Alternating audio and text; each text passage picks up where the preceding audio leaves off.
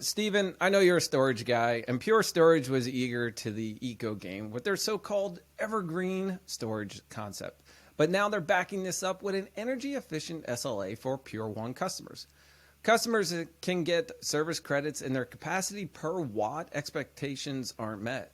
Though this should be pretty easy for Pure to ensure. Since storage is your game, what's your take on the news, Stephen? Thanks. Yeah, I was actually really happy with this. We've been working with Pure since the very beginning. We actually did a 10-year anniversary video with them because they presented their first presentation at Tech Field Day. And I think it's important to note this Evergreen concept was around right from the very start and is pretty cool. Essentially, it's a ship of Theseus for storage where you can swap out different parts and keep the data and sort of the storage array online. In fact, what I've heard is that a lot of Pure customers still have their original array or some component of it, probably the power cord, still in production, even though they have updated every other part of it since then to get to the modern system. It's kind of cool, isn't it? I mean, imagine if you could like swap out like all the parts of your car and still have the same car at the end. That's kind of what this Evergreen concept is.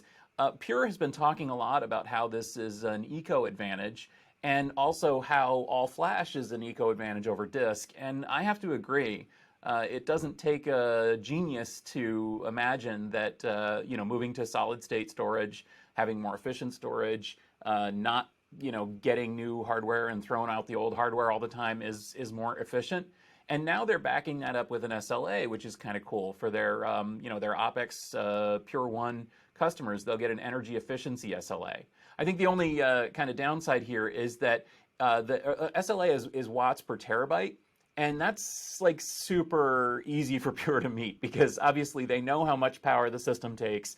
They know how much system you've got, and they can just say, yeah, the system won't exceed that because of course it won't exceed that. But that's cool, right? I mean, I like that. And also this gives us, I think more importantly, a baseline where we can start talking about watts per terabyte. I think that's the real story here. So it's not so much the SLA, it's the fact that we might actually know how much power it's costing to deliver this storage and be able to compare that on kind of an apples to apples basis against other vendors. And that's really, I think, where this goes and starts getting interesting.